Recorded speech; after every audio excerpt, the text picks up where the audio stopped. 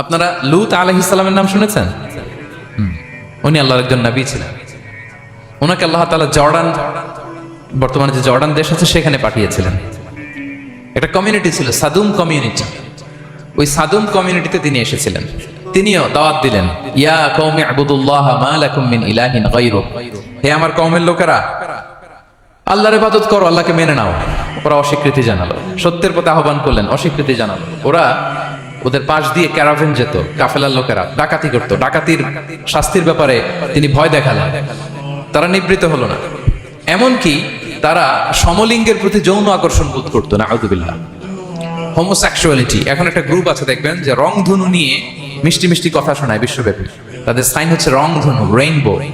তারা ছেলেতে ছেলেতে বিয়ে, মেয়েতে মেয়েতে বিয়ে, এটাকে প্রমোট করে। নাউযুবিল্লাহ মিন যালিক। আমাদের এই মুসলিম সমাজে যেন এই আবর্জনা প্রবেশ করতে না পারে, আমাদেরকে সচেতন থাকতে হবে, ঠিক কিনা?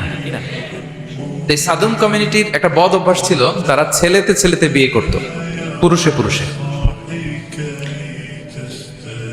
আল্লাহ নবী লূত আলাইহিস সালাম তাদেরকে বুঝালেন যে পৃথিবীতে কেউ এই পাপ কাজ করেনি। প্রাণীদের মধ্য থেকেও একটা পুরুষ প্রাণীর প্রতি আকৃষ্ট হয় না। তোমরা আশরাফুল মাখলুকাত হয়ে কিভাবে এই কাজ করো? তোমরা থামো। তিনি নানা ভাবে হৃদয় নিংড়ানো ভাষা দিয়ে দাওয়াত দিলেন, কিন্তু তারা মানল না। তারা এই পাপ কাজ করতেই লাগলো। আল্লাহ তাআলা ফেরেশতা পাঠিয়েছিলেন ওনার কাছে পুরুষের আকৃতিতে। তারা এই আল্লাহর পাঠানো ফেরেশতাদের সাথে এই অপকর্ম করার প্ল্যান করেছিল। তারা মনে করেছিল সাধারণ মানুষ, আসলে এগুলো ছিল কি আল্লাহর ফেরেশতা। তো আল্লাহর ফেরেশতার সাথে যেহেতু এরকম পাপ কাজের চিন্তা করেছে, তার মানে দে ক্রস দেয়ার লিমিট। কি বলেন? সীমা লঙ্ঘন করে ফেলছে। আযাব, পানিশমেন্ট তাদের জন্য অবধারিত হয়েছে। আল্লাহ তাআলা শাস্তি দিলেন। কি শাস্তি দিলেন? সিম্পল। জিবরাইল আলাইহিস সালাম এসে পুরো শহরটাকে উল্টায় ফেলে দিলেন। আল জাযা মিন জিনসিল আমাল, যে যেরকম পাপ করে তার শাস্তি এরকম। ওরাও স্বাভাবিক মানুষের যে নেচার, এটার উল্টায় ফেলছে। কি বলেন? পুরুষ আকৃষ্ট হবে, সেক্সুয়াল অ্যাট্রাকশন ফিল করবে নারীর প্রতি, নারী পুরুষের প্রতি। এই যে নেচারকে উল্টাইছে না, আল্লাহকে তোদের শহরটারে উল্টাই দিলাম। জিবরাইল আলাইহিস সালাম এসে পুরো সাদুম শহরটাকে আকাশে উঠিয়ে একটা আছাড় মারলেন, আপসাইড ডাউন।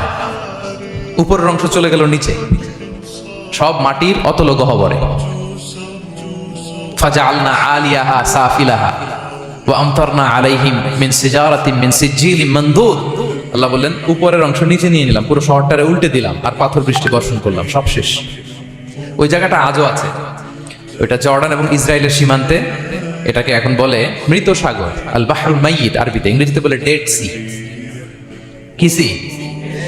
Dead Sea. মৃত সাগর কেন? কারণ ওখানে কোনো প্রাণী জন্মায় না। ওই সাগরে কোনো মাছ নাই, কোনো ব্যাঙ নাই, এমনকি কোনো শ্যাওলাও নাই। গজবের জায়গা। লবণের density at least 10 times more than the natural sea. সাধারণ সাগরের পানিতেই তো কত লবণ, আমরা মুখে নিলে রাখতে পারি এত লবণ। ওইটার চেয়ে কমপক্ষে 10 গুণ বেশি লবণাক্ত। গজবের জায়গা, আযাবের জায়গা। এবং আযাব কেন এসেছে? They cross their limit. তারা সীমা লঙ্ঘন করেছে। আর ইন্নাল্লাহা লা ইউহিব্বুল মু'তাদিন, আল্লাহ তাআলা সীমা লঙ্ঘনকারীকে পছন্দ করেন না।